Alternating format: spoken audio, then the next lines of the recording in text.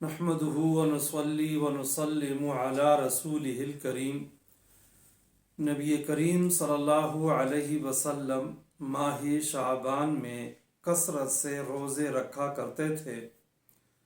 صحیح بخاری میں حضرت عائشہ رضی اللہ تعالی عنہ کی روایت ہے، وہ فرماتے ہیں کہ رسول اللہ صلی اللہ علیہ وسلم رمضان کے بعد سب سے زیادہ روزے ماہ شعبان میں رکھا کرتے تھے۔ اتنے زیادہ روزے کسی اور مہینے میں نہیں رکھا کرتے تھے، اور شعبان میں زیادہ روزے رکھنے کی علماء نے بہت ساری وجوہات لکھی ہیں۔ ان میں سے 3 وجوہات بڑی ہیں اور اہم ہیں۔ پہلی وجہ یہ ہے کہ ماہ شعبان میں شب برات آتی ہے، اور شب برات کی اپنی جگہ فضیلت ہے، اس لیے آپ صلی اللہ علیہ وسلم ماہ شعبان کو ترجیح دیا کرتے تھے۔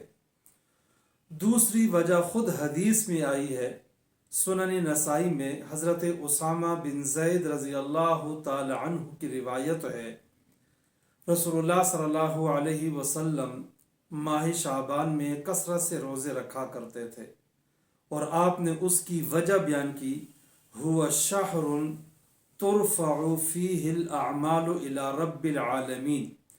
ماہ شعبان میں ہمارے اعمال رب العالمین کے سامنے پیش کیے جاتے ہیں۔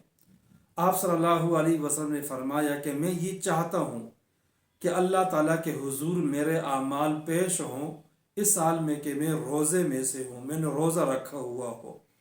اس سے معلوم ہوا کہ شعبان کی فضیلت ہے اور اس میں روزے کی بڑی اہمیت ہے۔ تیسری وجہ جامع الترمذی میں حضرت انس رضی اللہ تعالی عنہ کی روایت ہے، کان رسول اللہ صلی اللہ علیہ وسلم یصوم شعبان لتعظیم رمضان۔